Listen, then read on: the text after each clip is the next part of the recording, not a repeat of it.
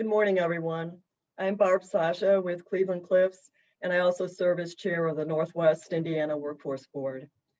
The board, made up of 26 members, strategically plans and develops policy for the regional workforce development system, while continually identifying, mobilizing, and integrating the leadership, services, and resources of the community. This all evolves into a combined and continual effort to support our region. On behalf of the Northwest Indiana Workforce Board and the Chief Elected Officials Board, I would like to thank you for joining us as we share the State of the Workforce Report with you. Traditionally, we would be meeting at the Avalon in Maryville to share our findings over breakfast, listen to a panel discussion, and/or attend breakout sessions. The venue has always served as a valuable networking event for many. Although we're not meeting in person today, we hope that the information we share during this virtual presentation will be of equal value. That is our goal. The pandemic has created challenges across every aspect of the workforce system, impacting workers, employers, and educators alike. This morning, Sean Salhoff, planner with the Center of Workforce Innovations, will present the report's findings while also citing COVID considerations related to the regional talent supply, the preparation of the workforce for current and future jobs, and the building of skills and credentials to increase family members' educations and incomes. The full workforce report will be available on the CWI website for download at the end of the presentation and panel discussion. You will also receive a post-event survey. We ask that you please complete the survey, as your responses provide us with ideas and direction to build our future. The survey will also allow you to request a hard copy of the report. So let's start our program today. Sean, the floor is yours. Thanks for the introduction, Barb, and thanks to all of you for listening in. Before I get started, if anyone has any questions that come up throughout the presentation, please just throw them down in the chat box and we'll try to get them answered as best we can. And the full report and slides will be available after the presentation, as Barb said. Most of the work sorting through and analyzing this data is done behind the scenes, so it's always great to have an opportunity to share our findings. For this review of the state of our workforce, we began by asking 5 fundamental questions. Who is available for work? Where do they work now? Are they prepared not just for the jobs of today, but also the jobs of the future? Do workers earn enough to support families? And finally, how equal is opportunity across our region? As we answered these questions, we also sought to view the data through the lens of the broader regional context, as well as the global pandemic we've been living through for more than a year.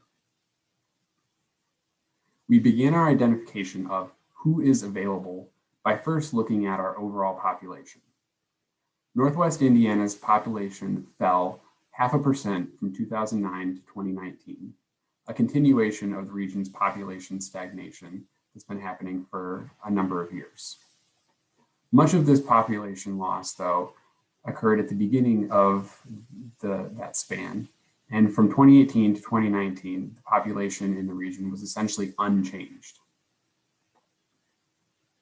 We also looked at the population that was employed or actively looking for work, our labor force. The labor force participation rate, or the percentage of the overall population that is in the labor force, declined by 2% and fell in every county in the region with the exception of Newton County over the last decade, ending in 2019. In the months leading up to the onset of the pandemic, labor force participation had begun to improve in the region as low unemployment raised wages and incentivized more workers to return to work. The age distribution of our labor force is also an important figure to consider. And in Northwest Indiana's case, that distribution increasingly leans older. The portion of workers aged 55 and older has increased from 31 to 38% over the last decade. So what are some of the implications of these measures and how have they impacted, how has the pandemic impacted? First, we see population projections from the Census Bureau point to Northwest Indiana experiencing population increase over the next 10 years. This lines up with data that shows the population decline in the region slowing. Since the onset of the pandemic, the region seems to be in an even stronger place in terms of population as well. The lower population density and cost of living, given the proximity to Chicago, seem to be spurring even more migration across the state line. According to data from the Greater Northwest Indiana Association of Realtors, the number of homes purchased in the region grew by 11% in 2020 compared to the previous year. While this doesn't necessarily correlate to an increase in population, it is a good sign. Despite this potential increase in population, though, the region's labor force is moving in the opposite direction. Declines in labor force participation have accelerated through the pandemic. Ongoing childcare issues and the older nature of our region's workforce remain big hurdles to getting residents back to work, and also mean that there are fewer new workers entering the labor force than there are older workers retiring. As a result, new strategies to engage the disconnected must be pursued, especially for younger residents and those with lower levels of education. We also found in our analysis that residents with lower levels of education are less likely to participate in the labor force. Higher wages, more economic opportunities, or a combination of the two through work and learn models hold the promise to engage more of these populations. For our next question, where do they work? We began by looking at commuting patterns in Northwest Indiana. Our region has long served as a talent feeder for the greater Chicago metro area, as well as North Central Indiana. And this is increasingly true today as even more residents commute out of Northwest Indiana. All region counties on net exported workers, and the region as a whole exported 43,000 net commuters in 2018. Lake County saw the largest number of outbound commuters of all counties in the region, and overall accounted for 68% of all commuters leaving the region. We also looked at our industrial employment distribution. The healthcare, government, manufacturing, and retail industries dominate in terms of employment distribution, employing a majority of the region's labor force. We can also see many of these industries present in the list of largest employers in the region. This regional employment shift to service industries also becomes even more apparent when looking at the most employed occupations in Northwest Indiana. The most common occupations are food prep worker and retail salesperson. And of the top 10, 6 occupations are service-based. These occupations also represent some of the lowest paying in the region. This information isn't on a slide, but I know it came up yesterday during the forum's presentation with the Indiana Chamber. Of the region residents between the ages of 16 and 64 that are working, 65% of those are working full-time year-round. So what does all of this mean? First, since our last report, the number of residents commuting out of the region for work has only increased. This could at least partially be explained by the increased migration of families from Illinois as workers continue employment in their jobs despite relocating in the region. Many of these commuters also likely saw an increase in their quality of life as more widespread workplace policies that allow them to work from home proliferated during the pandemic and allowed them to retain their wage premium from working in the city while being closer to home. Northwest Indiana's resident industries also continue to shift more towards service-based industries. While manufacturing continues to employ 14% of region residents, this number has been declining for a number of years, and this trend is projected to continue as employers increase efficiency. When considering the pandemic, our region's most prevalent industries were affected in numerous ways. In healthcare, many services outside of inpatient care were shut down, resulting in temporarily high unemployment, even in an industry caring for the sick. Manufacturing saw an almost opposite reaction, as many factories initially stayed open, but then had to close later on during the year because of a lack of inputs or lack of orders. Finally, the other service-based industries that employ a large portion of our labor force, the hospitality, entertainment, arts, retail, and tourism industries, sometimes referred to as HART, had to close or fundamentally change the way they did business. Many of those industries have since slowly been able to return to normal operation. But from a workforce perspective, the concern here is that as businesses close, the pool of positions shrinks, but the number of workers for those available positions does not necessarily. Many workers that were in these industries may need to transition to others or face more prolonged unemployment.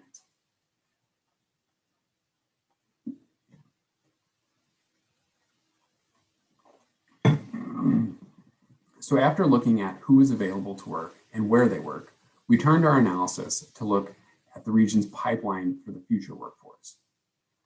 As a state and region, we have signed onto the Lumina Foundation's big goal to increase the percentage of our population with at least a post-secondary credential to 60% by 2025 to meet the expected skill demands of new jobs. Part of the work to reach that goal is occurring at the high school level now, as more and more students complete dual credit coursework to give them a jump start to a post-secondary credential. We found in our analysis that in 2018, a majority of high school students in nearly every county in the region did so by completing coursework in dual credit and earning progress towards a credential. As we seek to increase our educational attainment, college enrollment becomes even more important as well. We found in our analysis, though, that enrollments at regional colleges and universities have declined for 6 straight years and were down 24% in 2019 as compared to 2013. While this drop can be explained by the combined effects of a decreasing youth population, an improved labor market, and an increasing trend of region students to attend out of region and out of state universities, the decline is not a good sign because generally students that stay local for school are more likely to stay in the region for work. Despite this enrollment decline though, Northwest Indiana's colleges and universities are performing better with the students that they are serving, as more students than ever are completing their education with a diploma or credential. As you can see, for IUN and PNW, they both improved on their on-time completion rate by an astonishing 15% over the past 5 years. This improved completion rate translates to higher earnings and less debt for students and more readily available talent for our employers. So what do these education indicators mean for our region, and what effect has the pandemic had? First, we have long bragged about the quality of education available to residents in the region, both at the high school and post-secondary levels. The Ready Northwest Indiana initiative that brings these groups together to improve regional education offerings has been a huge success, and this is borne out in the data showing a greater portion of students than ever completing education programs that meet the demands of employers. At the same time, educators, especially at the post-secondary level, have had fewer and fewer traditional students to provide their top-tier education to. While the pandemic brought on many added challenges to educate students, it also led to the creation and flourishing of new strategies to engage those students. As a region, if we are to meet our 60% big goal, we need to adapt these new strategies learned during the pandemic to go after non-traditional learners, such as those that may thrive in unconventional programs or those that need a little bit more help. We need to reach these people where they are to give them the opportunity of a great Northwest Indiana education. To help aid in this endeavor, more resources than ever are available to help meet the needs of these non-traditional learners. The development of new programs, as well as the expansion of existing ones, such as the Next Level Jobs program, makes it even easier for students to get the financial help they need. This is also a great area for employers to join the conversation as well. For those struggling to find workers, these programs can help create a pipeline of workers with the exact skill set they are looking for. Finally, the last questions that we looked at in this report what do workers earn, and how equal is opportunity are closely tied together and have a direct effect on the overall prosperity of our region. We began by looking at the wages for occupations with the highest amount of employment in the region. As you can see on the screen, wages have improved somewhat for the top occupations since 2010, but still remain below livable wages for many. It is also important to note that the figures as shown are median earnings, meaning that half of the people employed in these occupations are actually making less than the amount seen on the screen. More broadly, we also looked at overall household incomes in the region. Using data from the United Way's ALICE project, we identified areas across our region with concentrated pockets of families that are asset limited, income constrained, employed, or working poor. For Northwest Indiana, these ALICE households are measured as those falling below a survival budget that ranges from $31,000 to $37,000 across our region for a single parent of a school-aged child. There are some communities in the region where more than half of all households fall into this category. We also looked at those families making even less than the ALICE group, those in poverty. What we found is, while it is a much smaller population, the percentage of families in poverty in the region has remained essentially the same since 2009, despite the fact that median household incomes across the region have grown by 16% over that same time period. It is important to note as well that full-time employment and education of at least a high school diploma correlate to substantially lower poverty rates. Looking at poverty rates also begins to show that opportunity is not spread equally across our region, as minority families in Northwest Indiana are around 3 times more likely to be in poverty than white families in the region.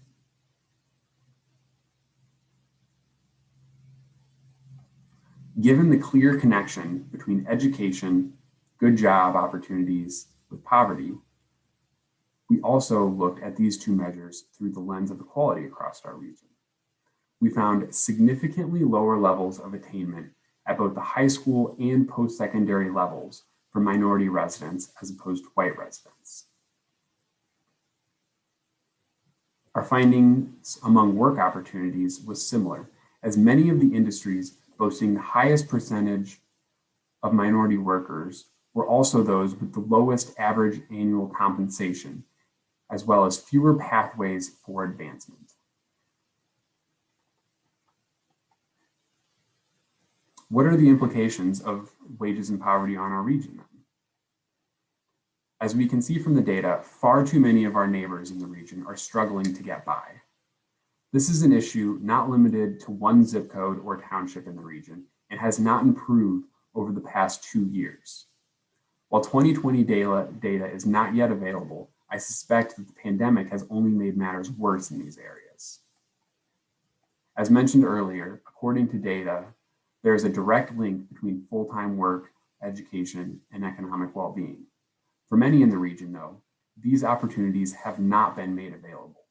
We often talk about the diversity of our region as a selling point, but it is clear that not enough has been done to elevate all residents in these two areas.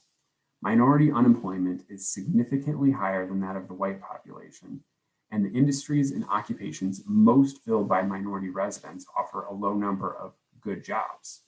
And on the education side of the equation, we find that minority population's attainment rate are around 10% below that of the white population in both high school diploma and bachelor's degree attainment. Given this unequal opportunity, it should come as no surprise then that minority families are in poverty at 3 times the rate of white families in the region. The ongoing pandemic has only served to make matters worse. The frontline service jobs and industries most affected by the public response, those heart industries, are also the ones that employ the largest portion of minority workers, further degrading the economic prospects for this group. At the same time, the closure of schools resulted in a double impact for families, as those that still had jobs had to choose between work and caring for their children that were out of school. And a lack of technology infrastructure has led many minority students to fall even further behind their classmates. If we are to prosper as a region, we need to take more steps to ensure all residents have the same level of access to good jobs and education.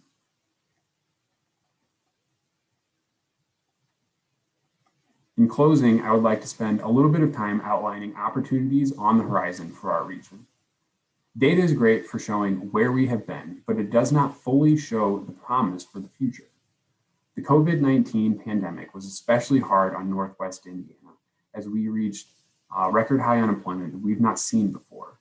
But for reasons presented in this report, I believe there is optimism. First, as we just discussed, there have been many communities and people left out of the growth and prosperity of our region. The pandemic has further highlighted the disparities in economic and educational opportunities across the region. By committing to an equity agenda that ensures all residents have access to education, training, and good jobs, we can provide a hand up to those that have been previously left behind. Regional initiatives such as the 21st Century Talent Region, the Level Up Initiative, and Latinos Count include goals to increase the educational and employment outcomes for those that have been traditionally left behind. Achieving this goal will improve the region for all who call it home. The pandemic has also created new opportunities in education. While disruptive, the closure of education institutions and shift toward remote learning has made an education accessible to a larger number of residents. We have also seen the development of hybrid courses in which students can attend both in person and virtually. Should some of these changes become permanent, more region residents will be able to advance their skills in a manner that best serves them. The pandemic has opened up additional resources to make higher education more attainable for all residents as well. Increases in federal, state, and local programs have helped to offset the cost or entirely pay for workers to advance their skills and move into better jobs. Northwest Indiana's strengths make it an attractive candidate for business expansion and new development as well. Despite the pandemic, new and existing employers added nearly twice as many jobs as in 2019, despite the pandemic. This creates an opening for our communities to leverage that attractiveness with an eye to the future, attracting businesses and industries that provide good jobs with pathways for advancement. The pandemic has also accelerated the development and adoption of new ways of work. Remote and hybrid work arrangements are more available than ever and open up more work opportunities for our residents. It is now possible for residents to enjoy the low cost of living and high quality of life provided by the region, while also working for companies across the country. Finally, because we are not dominated by one central city, but many unique communities contributing to the region as a whole, our region offers many different ways of living and different priorities. While this creates some challenges, they are far outweighed by the many benefits. Because of the groundwork we have undertaken as a region before the pandemic, Northwest Indiana communities were better able to manage the pandemic effects through coordination and cooperation between communities and organizations. New lines of communication have been opened and resources are more available than ever. Looking ahead, these connections will help serve to fuel our recovery. The outlook for our region is bright, and we look forward to working with all of you to achieve those goals. To help shed a little bit more light on this, the next part of the program will be a panel discussion on these new opportunities with leaders from our community in the areas of business, education, and the world of work. Leading this discussion will be the President and CEO of CWI, Lisa Doherty. We will start off with a few prepared questions and then turn it over to the audience for questions. If there is a question you would like to ask of the panel, please drop it in the chat box. Thank you, and I'll turn it over to you, Lisa. Sean, thank you. Great job. So much data. And just a reminder that we will have, we have hard copies of the report that we'll make available, and it'll be posted on the site. So I'm sure you're going to want to take another look at the data. So much there. Again, thank you, Sean. Okay, I want to welcome our esteemed panelists. Mark Sperling is currently the interim dean at IUN in their School of Education. Mark has held adjunct faculty positions with Purdue Northwest and Calumet College. He was also with the Maryville Community Schools, where he served as principal and superintendent. And Mark has also been a valuable member of the Ready NWI team. Next, we have Heather Ennis, President and CEO of the Northwest Indiana Forum, where she is focused on creating economic development opportunities for our 7-county region.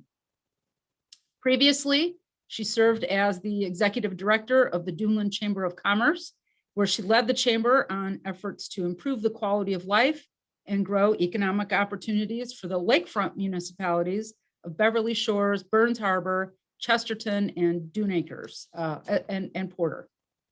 Heather was also president of the Duneland Economic Development Company. And lastly, we have Jim Jorgensen. He is a partner with Hopner, Wagner, and Evans, where he practices in the areas of labor, employment, banking, and banking law. Jim represents business clients ranging from small, closely held business to American subsidiaries of foreign corporation. He's a frequent lecturer, has published extensively in business journals, and was an adjunct professor at Valpo University's law school for over 20 years. CWI has been fortunate to also have Jim serving on their board. So thank you all very much for joining us. So, we've seen the data. We've been, living the experience of the pandemic, and we see, some of the challenges and opportunities for workforce in our respective roles. Heather, the Northwest Indiana Forum has been the lead convener for the Ignite the Region plan that we undertook in 2018. One of the goals of that plan was to increase communication and coordination across the region. Tell us a little bit about the groundwork created during that process and how it helped us respond as a region. Yeah, thanks for having me, Lisa. I really think that Ignite the Region has given us a platform to really accelerate advancement here in the region. I know, we still have a long way to go looking at the numbers, but we brought together almost 500 folks around the Ignite the Region planning, and to be able to really dig into what those needs are and not just look at economic development from a business attraction component, but really as a holistic picture, building out the 5 pillars around that plan of business development, marketing, entrepreneurship and innovation, infrastructure, placemaking, and most importantly, talent, because none of this stuff means anything if we don't have any workers to fill the jobs that we attract. So I think that we're on the right track. I think that we're doing things in the right vein, and really, we've been delighted to be part of the process. But Center for Workforce Innovation has been right there with us the whole time. So kudos to you and to Linda Walshansky in advance of you for really being leaders in the Ignite the Region platform.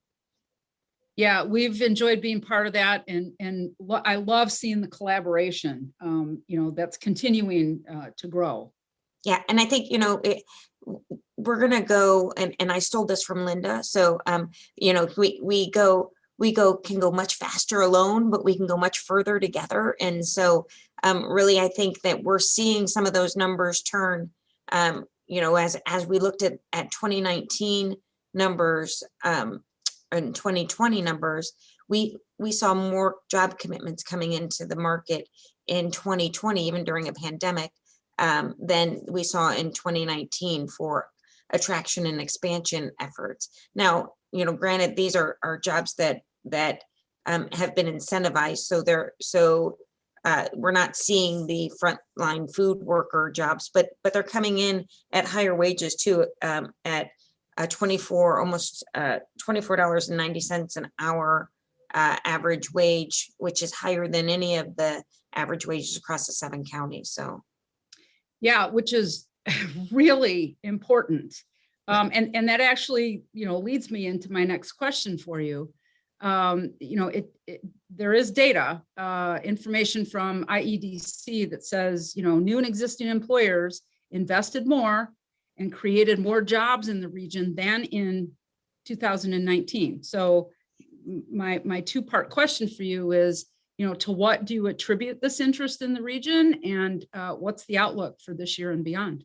so 2021 is shaping up to continue to be a promising year in Northwest Indiana. We attribute the opportunity around the fact that Northwest Indiana has an awesome tax climate, or Indiana as a whole has an awesome tax climate. We've got great proximity to the city of Chicago. The infrastructure that we're putting in along the Westlake corridor and double tracking is helping to attract folks to want to live here. I think that we'll see those population numbers make a dramatic turn here in the next report out, because really we're seeing folks move in, we're seeing companies move in. The tax climate in Indiana and the regulatory climate is such that it's great for business. In addition to the fact that the cost of investing and doing business here is less. So really it's the trifecta of opportunity for us. And Matt Saltanovitz from the IEDC is doing great work to continue to bring those opportunities here to Northwest Indiana, as well as all of our local economic development organizations. So it's a team sport, and we play it well, but we ease the process to help that investment come to the region. So I'm excited about the things to come, and I know, yes, we do still have a long way to go, but working together has been extremely rewarding. Yeah, it seems like there's a lot of momentum. Absolutely. So yeah, thank you, Heather. Let's turn to education. Mark, education was fundamentally changed as a result of the pandemic. We saw the expansion of remote learning programs, as well as new innovations such as simulated learning in areas such as healthcare. What insights can you share into what the next academic year will look like? Well, thank you, Lisa. It has certainly been a very challenging year for education, from K-12 all the way through postgraduate studies. There is little question that education will never be the same as it was post-pandemic or pre-pandemic. What most of the universities and colleges are returning to face-to-face learning in the fall, but that doesn't mean the technology is going to go away. I'm a big believer that remote learning is going to continue to play a major role in education throughout every college and university. We certainly want to have the students back face to face. I know that my K-12 partners are looking forward to having all their students back face to face. Remote learning has its place, but it doesn't meet everyone's needs. Mm-hmm. And that's been a big issue. Most school corporations and charter schools have provided Chromebooks or laptops to students, internet possibilities. We expanded our internet into our parking lots and outside of the university, so that every employee, every student could continue their education at the highest possible levels.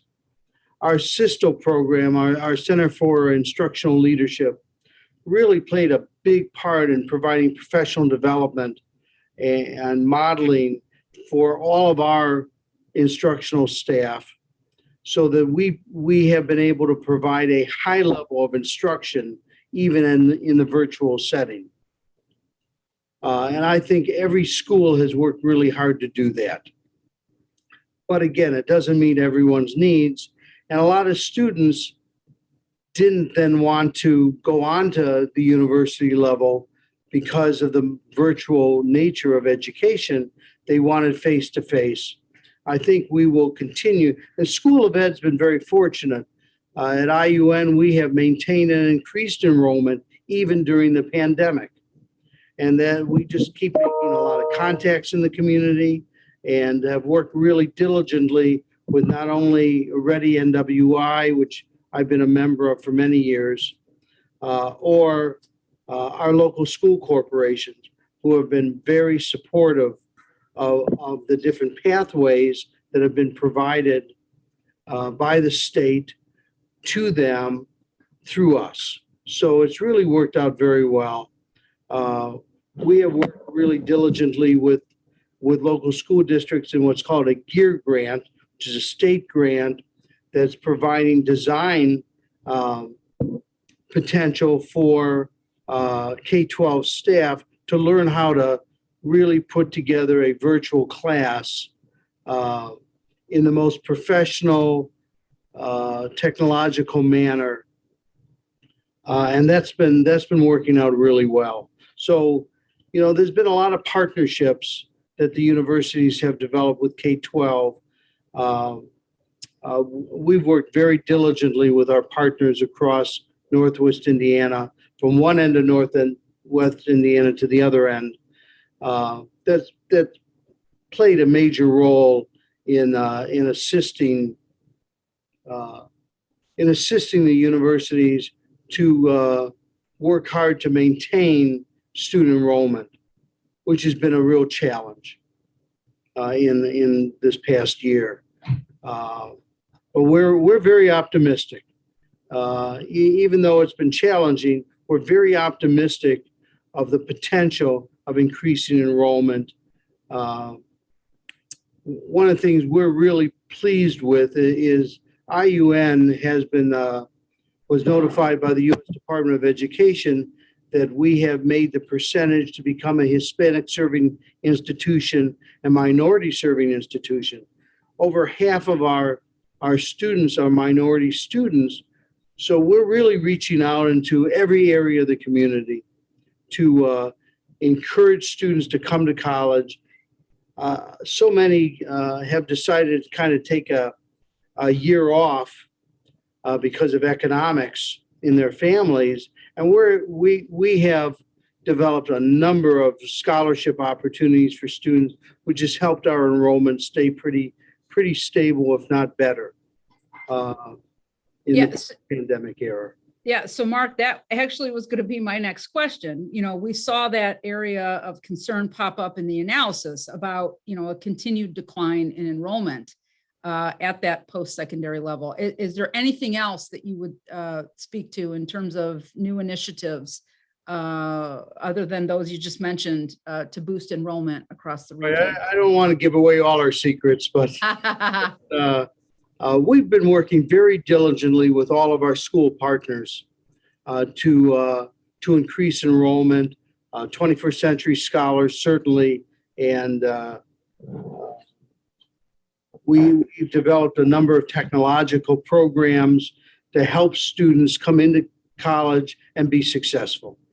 And I'm really proud of the achievements we've had at the IUN campus to encourage students to come to college and the success that they've had at the university level. So Mark, this has been predicted for many years, right? New technologies are shifting jobs and the way that work is performed. The pandemic has only accelerated this as businesses had to become more digitally oriented. We've also discussed, remote work during this session. How are post-secondary institutions meeting the new demands of the workforce through their programs? I think our universities are working really diligently with the business community to develop programs that will feed into those industries. We have a number of industries in Northwest Indiana and the Chicagoland area that a lot of our students will end up in.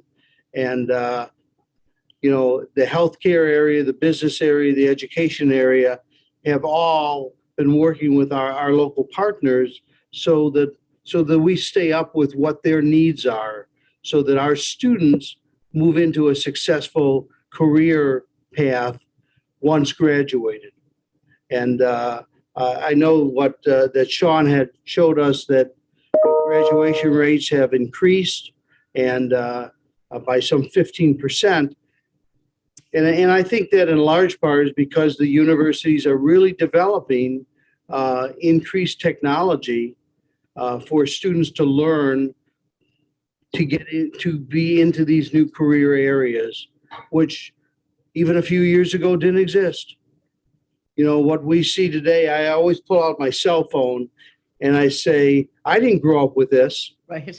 This is something, this is a technology that's growing every day. And I know I have two daughters that both were in offices that are now remote working. One's in a worldwide electronics company and the other is in a tech company. And they've gone to all remote employment. Yep. And it's really, it's a challenge for the universities and a challenge for business, but it's one that we're meeting together. Yeah, great. Yeah, Mark, so you teed up my question for Jim. As we start talking about the workplace, Jim, this past year, we saw so many changes to the way work is being done in a number of businesses across the region. So I have a two-part question for you. What's your sense of how widespread new workplace policies such as work from home, flexible schedules were in Northwest Indiana, and what's your sense of the impact on the regional job market? First of all, thank you for your kind introduction. Not only am I on CWI's board, your board, but I'm also on the board of the forum, Heather's board. That's and right. I'm on the board of SHRM. Perfect. So I in that plus my law practice, I'm allowed to see the workplace from several different directions. On remote learning, let me take us back a step pre-COVID-19. At that period of time, the issue of remote working was primarily a function of the Americans with Disabilities Act, where individuals, employees with disabilities would claim that working remotely was a required reasonable accommodation of their disability. And most employers pushed back on that, believing that face-to-face employment was an essential function of every job. The sense of collegiality, camaraderie, working together, supervision, protection of trade secrets, accountability, all of that required kind of face-to-face workplaces. And the federal courts that govern Indiana were very sympathetic to the employer's position and not sympathetic to the employee's position. Well, COVID-19 changed that because out of necessity, everybody had to, or many employers had to allow their employees to work remotely. And so everything's kind of been turned upside down. I think the issue now is how will employers transition back, if at all, to an in-person workplace? And I think that's going to occur based upon the nature of the business they're in. Many businesses like information technology can have their employees work independently, because even when they're on site, they tend to work independently.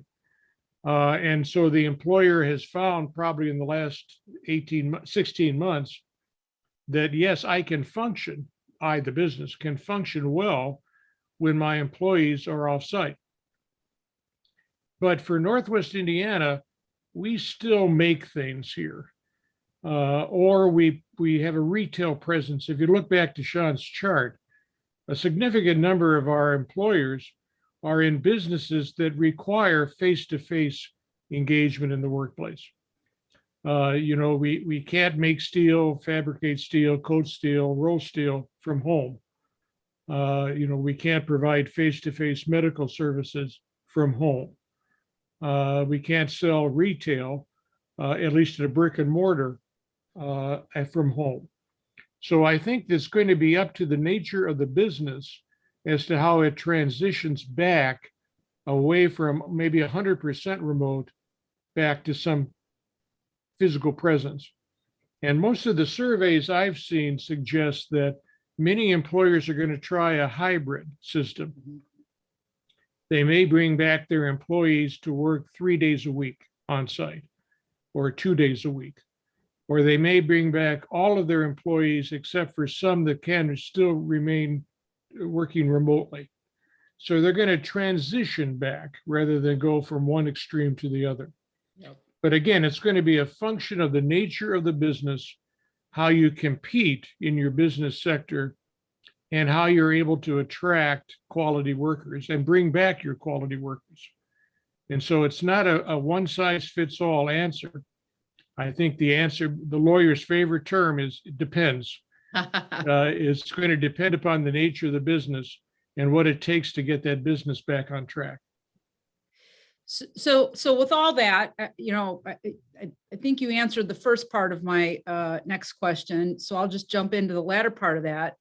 Do you think that those policies are going to increase the competitiveness of the regional employers over businesses that might require a commute? Well, I think that's going to be one of the factors in the decision of that business to have that flexibility. Obviously, they have to see what their competitors do, how they can serve their market and their clients or their customers, and make the business decision as to what gives them the best opportunity to be successful in their business, knowing that the definition of success has changed. Mhm. The definition in the last 18 months of success has been survival for many businesses. Now the question is, how do we go forward off of that, grow our business, grow our customer base, and better serve them? For some, it may be to have more flexibility and remote working. For others, the decision may be the best way I can serve my clients and grow my business is to have my employees on site in the more traditional setting. And I will publicly admit that I was one of those leaders that was not in favor of remote work. I didn't think we would be as good or productive as in person, but when COVID hit, we went remote, and I was amazed by our productivity. So we'll land in that in between, that hybrid based on role and position. But Yeah. Wow, what a lesson. Well, I think that's a lesson that a lot of businesses learn. Yeah. Is many of the fears of remote working that were pre-COVID were not realized, or at least not realized in the way they thought they would be. Yeah. And Really. so now the question is going to be, how does the employer adjust to that new information? Yeah. Good. Thank you, Jim. So, one of the issues that's been on the horizon for the region for some time is the aging of our workforce. And in the report, we found that nearly 40% of the region's, current workforce is over 55 years old. The pandemic likely exacerbated the issue by, people made choices to retire. Through your work with SHRM, please share any strategies that you're aware of to engage younger workers and that you would recommend to the audience. Well, hey, Lisa, let me play lawyer and say, let's not use the word younger workers. Let's use Fair the enough. word replacement workers. Because you remember, we do have age discrimination laws that prohibits decisions based upon age. Yep. So if the issue is how do we replace our workers, it seems to me we've been sitting on the retirement bubble for a long time. I can remember, 10, 15 years ago, we talked about this very issue. And in the meantime, all we've done is get older. The other bubble we're kind of sitting on, and maybe Mark, you could jump in and help me on this, but I've heard from several university presidents and chancellors a concern about the decline in the birth rate Mhm. and the fact that, as the Valparaiso University new president said, we're about to go off the cliff in 2026, just because of the decline of the birth rate. So that obviously has to affect not only the traditional enrollment of universities, but also it means that fewer young people, if you will, are going to be trained and enter the workplace for some time period until the birth rate recovers. And so I think the issue is, how do employers deal with the replacement issue? And there employers are going to have to be creative and innovative. They're going to have to maybe look, instead of having their employees retire, cut back in their hours. More job sharing may be a necessity. They may have to be more flexible in their scheduling. Working mothers may only work up until 3 o'clock in the afternoon so they can be home when their children get home from school. That may be, it's kind of the flexibility. Mhm. They're also going to have to be more competitive in our wages and our benefits. This is going to be a seller's market for a long time as far as finding employees. And so I think we are going to see an increase in compensation, an increase in what I call the hard benefits, and just the increase in the so-called life benefits, flexibility, work-life balance. The one-size-fits-all workplace doesn't fit anymore. Yep. And the employers that are going to be successful are the ones that are going to be creative and flexible. And they will find employees and keep them. And the ones who refuse to do that are not going to make it. Yeah, I really appreciate that advice. I think you are spot on. I'm experiencing that here at CWI. And the reality is, I've been a manager for many, many years, and some of the things that we're talking about were being asked of, employees were asking for that years and years ago, but now, there is such demand, and I mean, it really is a requirement for employers now. This Yeah. isn't. Could I make one more point, and then I'll turn it back to the panel? Our mental health clients have warned me that we as a people and as employers are sitting on a huge mental health issue that it's going to affect the workplace. Many of our employees currently are hurting, and they're going to be hurting as they come back to work. And the COVID experience in its totality has created the post-stress disorder kind of syndrome characteristics among many of our employees. For some employees, the workplace, the physical workplace, is the same as the elementary school or middle school for our students. And that is, I want to be around people. Yeah. I want to be around my peers. I want that structure. I want that stability. I want that certainty in my life. Some of our coworkers may drive us crazy, but a lot of our coworkers are our basic area of support. And so as employers deal with the mental health issue, we're going to see that that's going to be a factor in how they frame their workplace. How they use the combination of in-person and working remotely. For other employees, working remotely is the best thing that could happen. They have the personality to thrive in it, and they succeed in it, and they excel in it, and they don't want it to change. But for some of our workers, that's not the case. Yeah, great point. Thank you, Jim. So as far as the panel goes, I have one last, probably two-part question again. Heather and Jim, I'm looking to one of you or both of you. During the pandemic, we saw this issue of childcare rise to be one of the most important for workers with the closure of schools.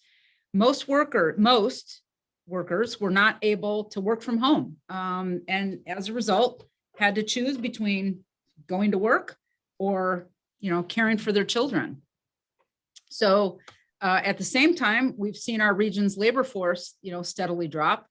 There seem to be many companies that are looking really hard. I mean, I hear this all the time. They're looking hard for workers. How does this change the way we look at childcare, and/or are there other strategies to re-engage people that have dropped out of the labor force? Heather, do you want to go or do you want me to go? You can go ahead and go, Jim, and I'll back clean up. Well, thank you.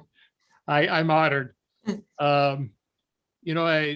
Lisa's, all the years I've been on CWI's board, we've talked about how do we engage those who are undereducated, underprepared, undertrained, and elevate their skill level so we can elevate their jobs, which elevates the quality of their life.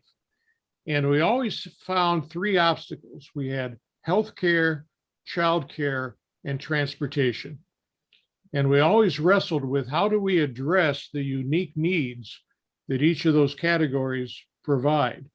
And so childcare has always been an issue in economic development in the workplace.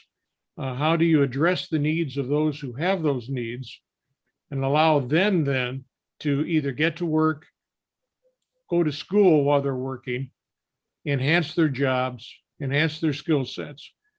We're going to see federal legislation pretty soon that's going to create a mandatory paid time off for employees. And that's going to be a permitted use of that will be for childcare. But that might be 10 days a year. So it's going to deal with the issue to some extent, but not in its entirety. I think we come back to this question of flexibility and creativity. I don't know what the answer is. Very few businesses can afford to build an on-site childcare center for their workers. And the other thing we have to remember in Northwest Indiana, overwhelming number of our businesses are small businesses. We are so dependent upon the large industries, and they play such a critical role in our economy. But the majority of our workers work for small businesses. And so the question is going to be, how does the local business, adjust to those childcare needs? And to what extent can they be accommodated to some extent? Right. And that could be in flexibility of scheduling primarily, I would think. But it's going to be up to the employer to have to deal with that issue because I think it's a very big one. So, as we've been saying, necessity is the mother of all invention, right? And so, as we've looked through the pandemic or through the eyes of the pandemic, we've seen some people get pretty creative with their childcare and learning pods and different things that, looking at the Boys and Girls Club in a different way, looking at those opportunities to engage with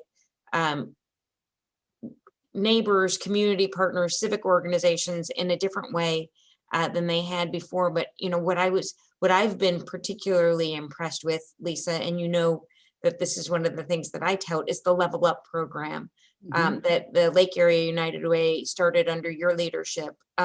That program really drills into those things that Jim was talking about, that are the hardest obstacles for folks to overcome. So transportation, childcare, healthcare.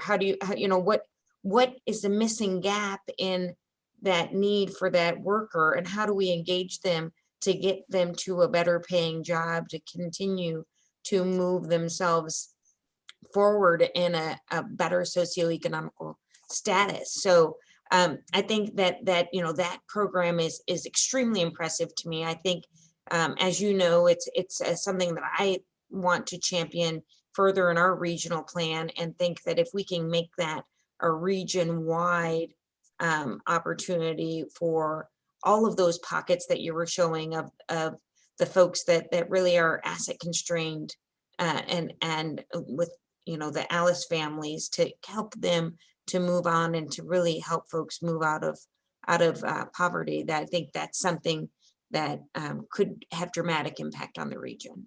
Yeah, I agree. And the one thing that I would add to Jim's point about, companies not being able to afford put a childcare center, in their each and every location, we need to look at, collaboration around that. There can be multiple companies that might benefit from a shared opportunity, in collaboration. And I know Lake Erie United Way is working on things like that too, specifically around, childcare solutions. But collaboration is the key, right? We can't all do it by ourselves, but together, it's within reach. So, all right, so we're running a little late, and I have some closing comments. We do have some questions in the chat. I'm going to ask my panelists to please look at those questions. I think that we've touched on, some of those questions, just kind of naturally in your responses. But if you can there's a few questions there. While I get into closing comments, if you can respond in the chat to everybody, I would greatly appreciate it. And if we still have unanswered questions, we're going to include that and get that out to you. I just want to wrap up the conversation. One of the things when I was listening to Sean go through the presentation is, oh my gosh, we have so much work to do, right? There are lots of opportunities, but I want you to know, the Center of Workforce Innovation has been serving as staff to the Northwest Indiana Workforce Board for about 16 years now. Together with that board, we remain absolutely committed to the development of a highly skilled and diverse workforce, that is actively engaged in advancing their skills and, lifelong learning. We want a workforce that is earning sustainable wages. Somebody said that in the chat. I mean, all lives lift when we have a community with sustainable wages. We've got many key partners, in Northwest Indiana, who are committed to improving education, the workforce, the economy.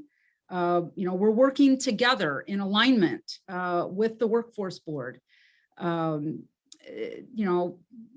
that come to mind immediately: Northwest Indiana Forum, our post-secondary educational institutions, construction and skilled trades. So many employers, and very importantly, community and faith-based groups. I mean, this is how we reach the families, through those organizations. I want you to know that we're committed to expanding that coalition. We want to cast a wider net, facilitate efforts to build that world-class workforce right here in Northwest Indiana. We're going to continue to collaborate, convene, seek input from stakeholders, including, the general public, those folks that have dropped out of the workforce, and develop and implement innovative strategies. Somebody mentioned that earlier in the panelists. We need to innovate. We've got to approach our work a little bit differently and more aggressively to solve, today's workforce challenges. You may have seen the study that was reported in the Times on Tuesday, that indicates, it was right here on the bottom. I'm still reading the paper. The worker shortage is not simply a result of additional unemployment benefits. There really are a combination of factors that, quite frankly, have been an issue for some time.